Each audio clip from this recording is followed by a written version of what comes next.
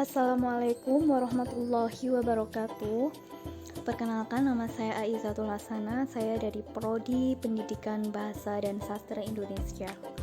Kali ini saya akan memenuhi tugas UAS mata kuliah fonologi yang mereview bab 1 sampai dengan bab 14. Yang pertama, saya akan mereview tentang pengertian fonologi.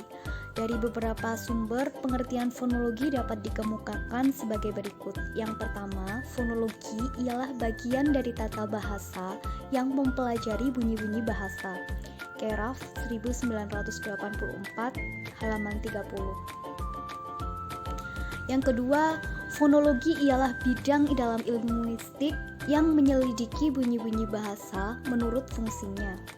Krida Laksana 1995, halaman 57. Yang ketiga, fonologi ialah bidang linguistik yang mempelajari, menganalisis, dan membicarakan runtutan bunyi-bunyi bahasa yang secara etimologi terbentuk dari kata fon, yaitu bunyi, dan logi, yaitu ilmu. Cair 1994, halaman 102. Kesimpulannya, berdasarkan beberapa sumber, dapatlah disimpulkan bahwa fonologi ialah bidang linguistik atau ilmu bahasa yang menyelidiki, mempelajari, menganalisis, dan membicarakan runtutan bunyi-bunyi bahasa yang dihasilkan oleh alat ucap manusia beserta fungsinya. Selanjutnya ialah cabang fonologi. Cabang fonologi ada dua. Yang pertama, fonetik. Yang kedua adalah fonemik. Apa sih fonetik itu? Fonetik adalah cabang studi fonologi yang mempelajari bunyi bahasa tanpa memperhatikan apakah bunyi-bunyi tersebut mempunyai fungsi sebagai pembeda makna atau tidak. Sedangkan fonetik adalah ilmu yang menyelidiki dan menganalisa bunyi-bunyi ujaran yang dipakai dalam tutur serta mempelajari bagaimana menghasilkan bunyi-bunyi tersebut dengan alat ucap manusia.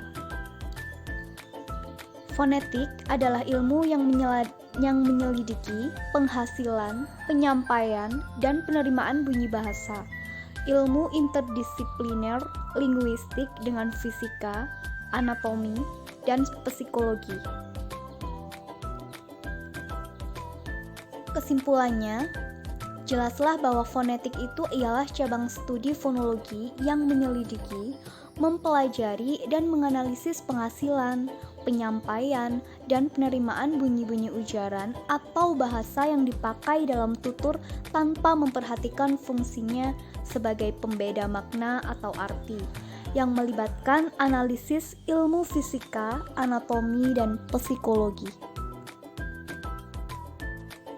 Selanjutnya yaitu fonemik. Fonemik adalah cabang studi fonologi yang mempelajari bunyi bahasa dengan memperhatikan fungsi bunyi tersebut sebagai pembeda makna. Untuk jelasnya, kalau kita perhatikan baik-baik, ternyata bunyi i yang terdapat pada kata-kata intan, angin, dan batik adalah tidak sama. Begitu juga bunyi P pada kata bahasa Inggris, page, speech, dan map juga tidak sama. Ketidaksamaan bunyi I dan bunyi P pada deretan kata-kata di atas itulah salah satu contoh objek atau sasaran studi fonetik. Dalam kajiannya, fonetik akan berusaha mendeskripsikan perbedaan bunyi-bunyi itu serta menjelaskan sebab-sebabnya. Sebaliknya, perbedaan bunyi P dan B yang terdapat, misalnya pada kata paru dan baru, adalah menjadi contoh sasaran studi fonemik. Sebab perbedaan bunyi P dan B itu menyebabkan berbedanya makna kata paru dan baru itu. Pengertiannya, fonemik adalah ilmu yang mempelajari bunyi ujaran dan fungsinya sebagai pembeda arti. Fonemik adalah penyelidikan mengenai sistem fonem suatu bahasa. Kesimpulannya, Jadi jelaslah bahwa fonemik itu adalah cabang studi fonologi yang menyelidiki dan mempelajari bunyi ujaran atau bahasa atau sistem fonem suatu bahasa dalam fungsinya sebagai pembeda arti. Kalau dalam fonetik, kita mempelajari segala macam bunyi yang dapat dihasilkan oleh alat-alat ucap serta bagaimana tiap-tiap bunyi itu dilaksanakan. Maka, dalam fonemik kita mempelajari dan menyelidiki kemungkinan-kemungkinan bunyi ujaran atau bahasa yang manakah dapat mempunyai fungsi untuk membedakan arti.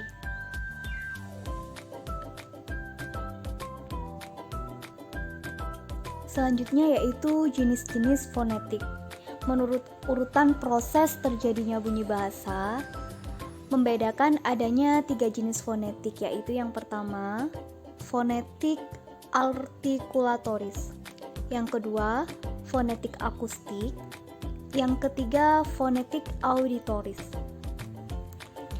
Fonetik artikulatoris disebut juga fonetik organis atau fonetik fisiologis yang mempelajari bagaimana mekanisme alat-alat bicara manusia itu bekerja dalam menghasilkan bunyi bahasa, serta bagaimana bunyi-bunyi itu diklasifikasikan.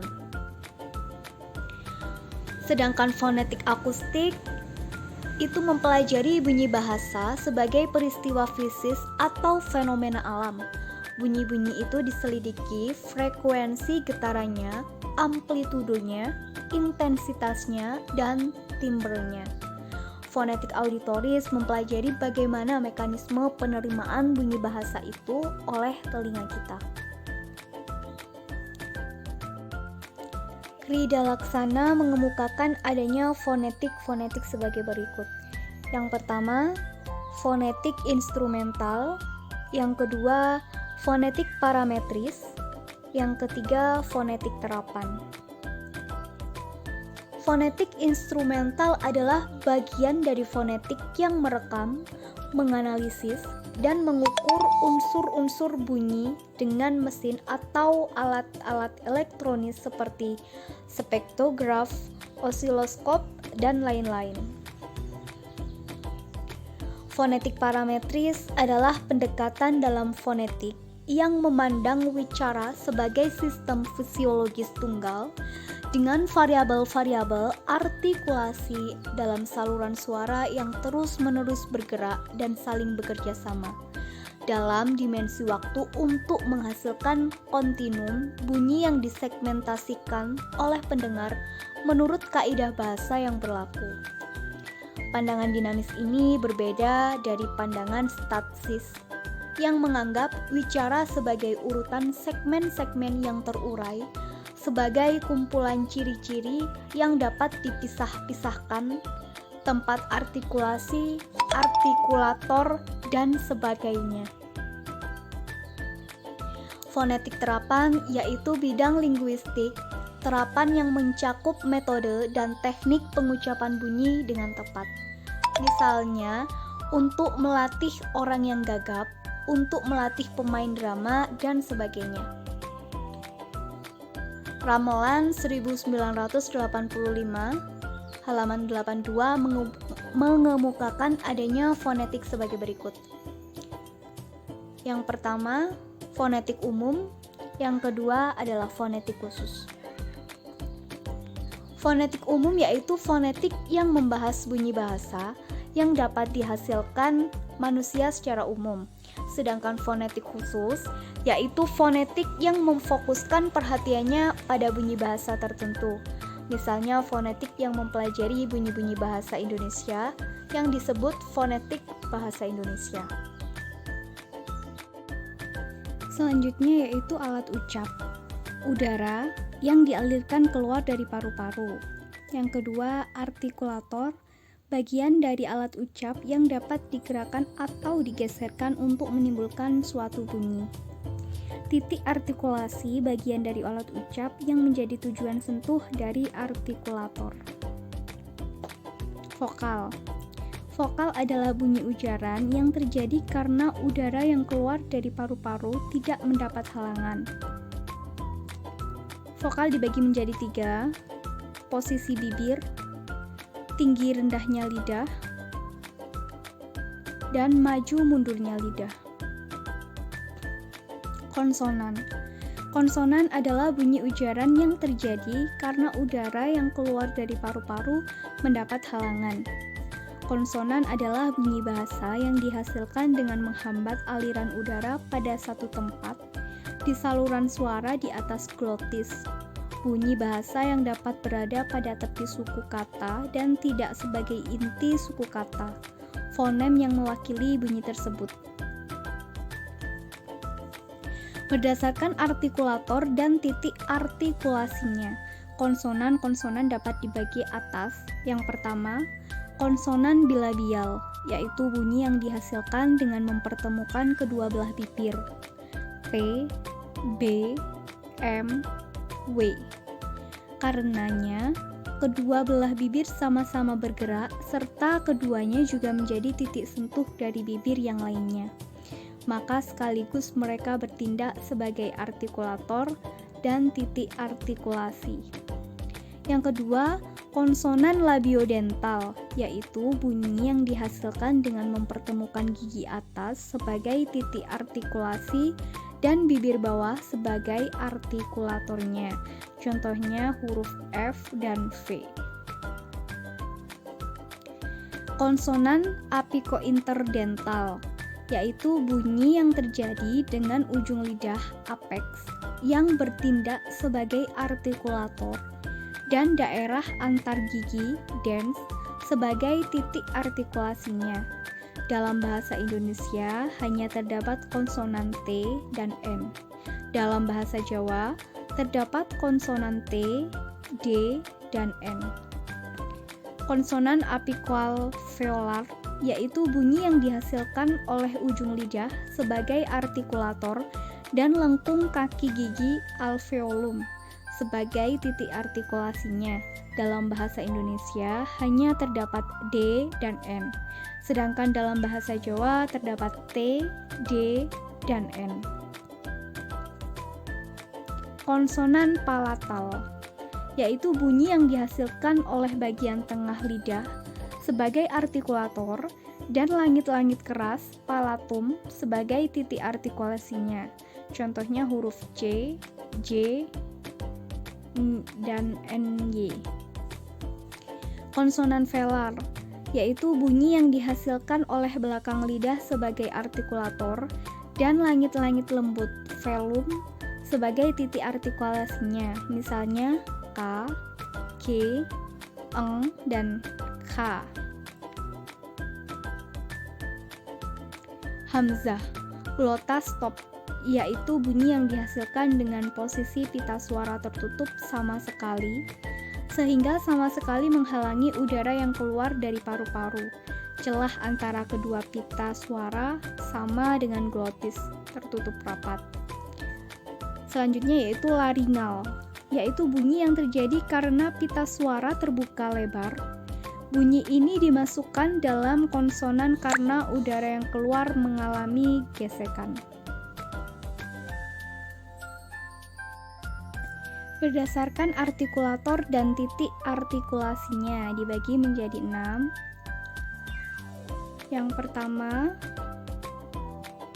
konsonan bilabial, konsonan labiodental, konsonan apikodental,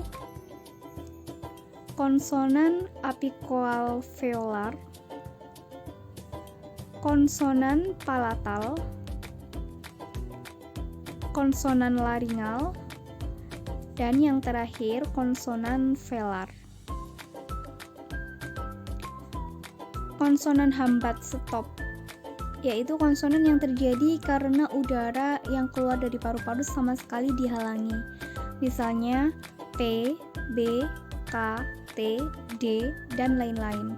Dalam pelaksanaannya, konsonan hambat dapat disudahi dengan suatu letusan. Dalam hal ini, konsonan hambat itu tersebut konsonan peletus atau konsonan eksplosif, misalnya dapat dilaksanakan dengan tidak ada letusan, maka hambat itu bersifat implosif, misalnya T dalam kata berat, parit, dan lain-lain. Dengan cara sederhana dapat dikatakan bahwa hambat eksplosif terdapat bila suatu konsonan hambat diikuti vokal, sedangkan konsonan hambat implosif terjadi bila konsonan hambat itu tidak diikuti vokal. Frikatif yaitu bila udara yang keluar dari paru-paru digesekkan. Terjadilah bunyi yang disebut bunyi geser atau frikatif, misalnya F, V, dan KH. Selanjutnya yaitu sepiran, yaitu bila udara yang keluar dari paru-paru mendapat halangan berupa pengadukan, sedangkan sementara itu terdengar bunyi desis, maka konsonan itu disebut sepiran S, Z, SY.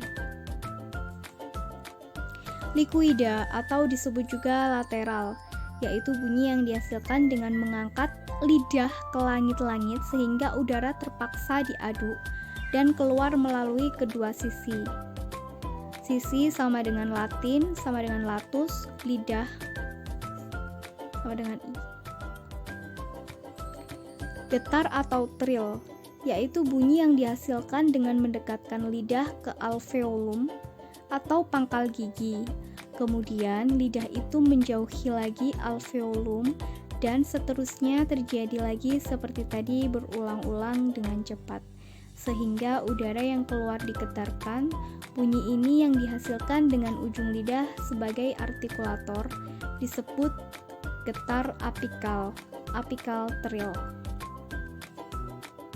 Di samping itu, dalam ilmu bahasa dikenal pula semacam bunyi getar lain yang mempergunakan anak TK sebagai artikulatornya.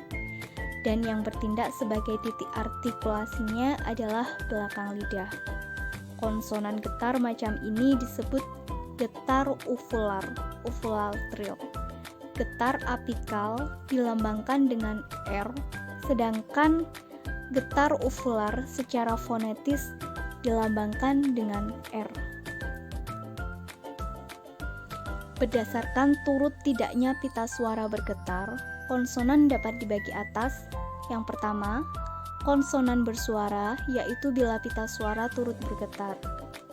P, D, N, G, W, dan sebagainya. Konsonan tak bersuara, yaitu bila pita suara tidak bergetar. P, T, C, K, dan sebagainya. Berdasarkan jalan yang diikuti arus udara ketika keluar dari rongga ujaran, konsonan dapat dibedakan atas. Yang pertama, konsonan oral, yaitu bila udaranya keluar melalui rongga mulut. Mulut sama dengan Latin, os, oris, misalnya P, B, K, D, W, dan sebagainya. Konsonan nasal, yaitu bila udaranya keluar melalui rongga hidung. Hidung Latin, hidung sama dengan Latin, nasus, misalnya M, N, NY, NG. Selanjutnya yaitu intonasi.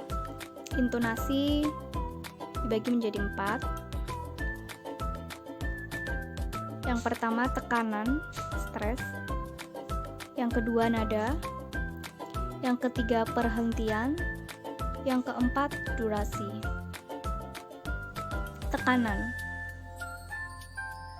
Tekanan ada 3, tekanan distinktif dan non-distinktif. Yang kedua tekanan dalam bahasa Indonesia. Yang ketiga tekanan kalimat. Intonasi adalah kerjasama antara nada, tekanan, durasi, dan perhentian-perhentian yang menyertai suatu tutur, dari awal hingga ke perhentian terakhir. Intonasi adalah pola perubahan nada yang dihasilkan pembicara pada waktu mengucapkan ujaran atau bagian. Tekanan, yang dimaksud dengan tekanan stres, adalah suatu jenis unsur suprasegmental yang ditandai oleh keras lembutnya arus ujaran. Arus ujaran yang lebih keras atau lebih lembut ditentukan oleh amplitudo getaran yang dihasilkan oleh tenaga yang lebih kuat atau lebih lemah. Bila mengucapkan sepatah kata secara nyaring, misalnya kata atau perumahan, maka akan terdengar bahwa dalam arus ujaran itu ada bagian yang lebih keras diucapkan dari bagian yang lain. Jadi, dalam hal ini dapat dibedakan beberapa macam tekanan yang bertalian dengan tingkat keras lembutnya, yaitu yang pertama tekanan paling keras, yang kedua tekanan keras, yang ketiga tekanan lembut, dan yang keempat tekanan paling lembut. Pengertian tekanan yang dimaksud tekanan stres adalah suatu jenis unsur suprasegmental yang ditandai oleh keras lembutnya arus ujaran. Arus ujaran yang lebih keras atau lebih lembut ditentukan oleh amplitudo getaran yang dihasilkan oleh tenaga yang lebih kuat atau lebih lemah.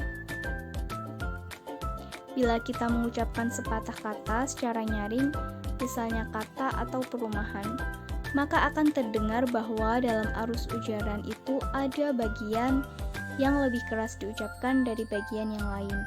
Jadi, dalam hal ini dapat dibeda-bedakan beberapa macam tekanan yang bertalian dan tingkat keras lembutnya, yaitu tekanan paling keras, tekanan keras, tekanan lembut, tekanan paling lembut.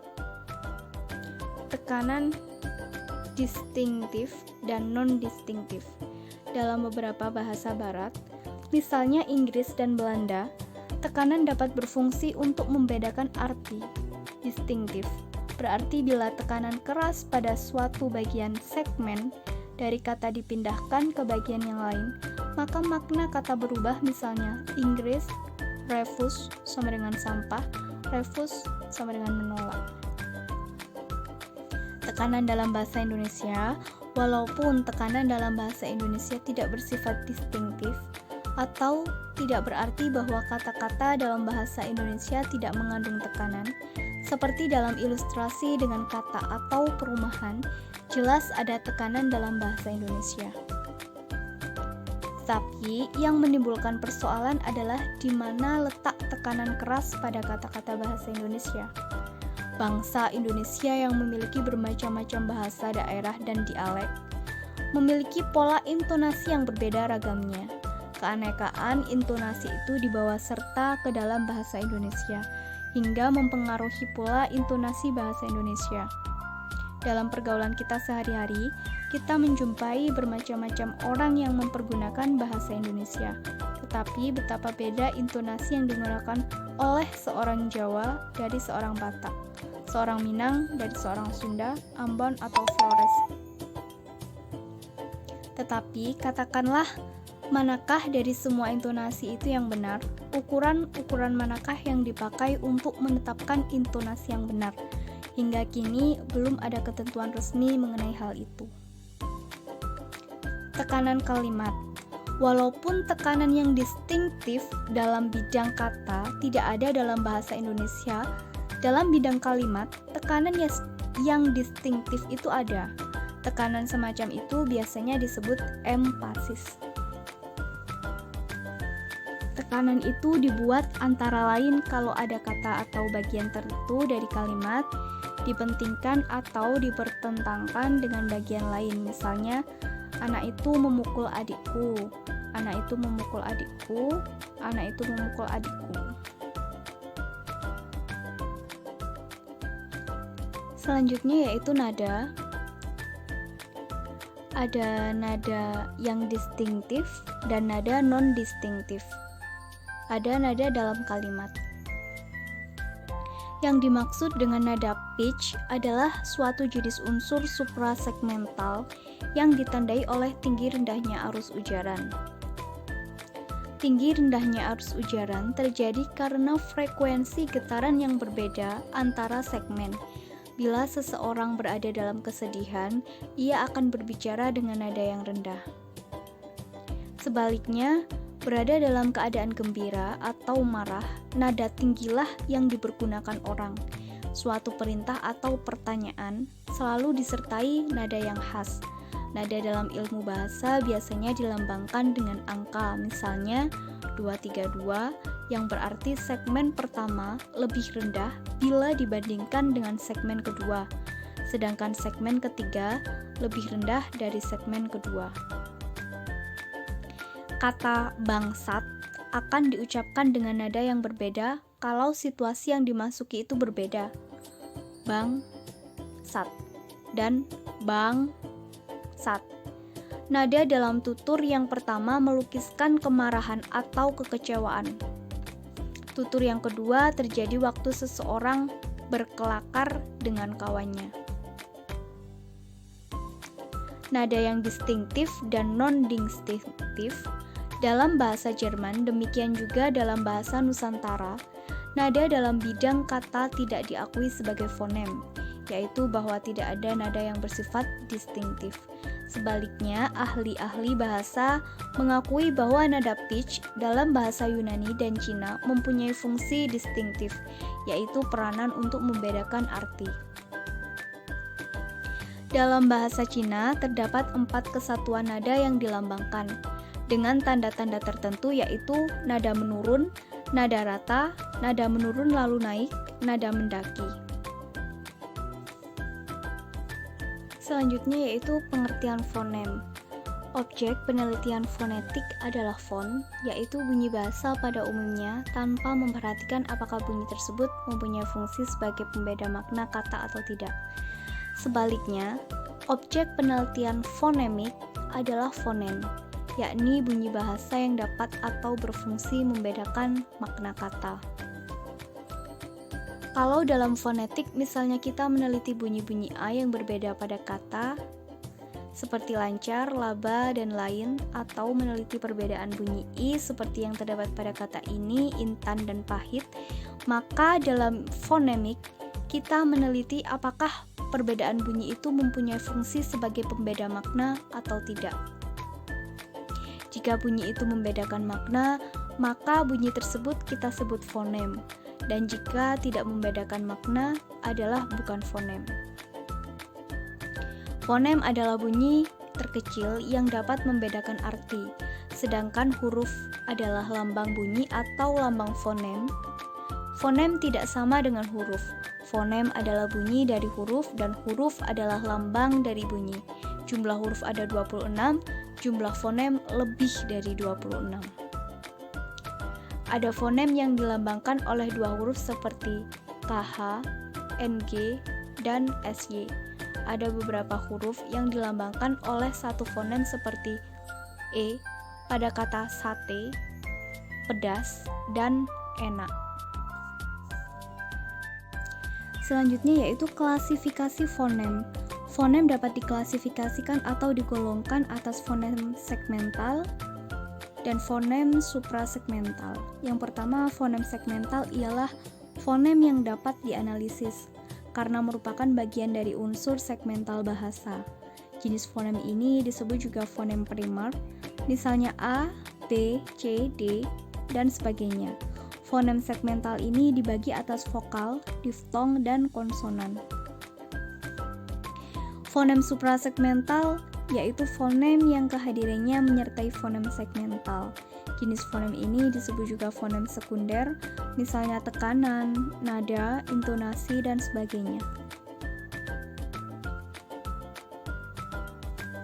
Tekanan adalah kuat lemahnya suara ketika suatu bunyi bahasa diucapkan, difonasikan. Nada adalah tinggi rendahnya atau naik turunnya suatu arus ujaran atau bunyi bahasa. Dalam bahasa Cina dan Mongtai, nada ini sangat menentukan makna leksis. Durasi adalah panjang pendeknya waktu yang diperlukan untuk mengucapkan sebuah bunyi. Misalnya lembab diucapkan dengan lem, lebih panjang daripada bab. Jeda adalah perhentian di antara arus ujaran, baik di antara fonem dan fonem maupun di antara kata dan kata. Alofon. Alofon adalah varian fonem berdasarkan posisi, misalnya fonem I pada kata ingkar, cita, dan tari. Masing-masing I tersebut merupakan alofon dari I. Fonem O mempunyai alofon seperti pada kata tokoh dan toko, dan sebagainya. Perubahan fonem dalam pelaksanaan bunyi-bunyi ujaran terjadilah pengaruh timbal balik antara bunyi-bunyi ujaran yang berdekatan. Karena adanya pengaruh timbal balik itu, terjadilah perubahan-perubahan bunyi ujaran Ada perubahan yang jelas kedengaran, ada yang kurang jelas kedengaran. Perubahan yang tidak jelas, misalnya fonem A yang berada dalam suku kata terbuka, kedengarannya lebih nyaring bila dibandingkan dengan fonem A yang terdapat dalam suku kata tertutup. Bandingkan antara pada, kata, rata dengan bedak, tidak, sempat, dan lain-lain.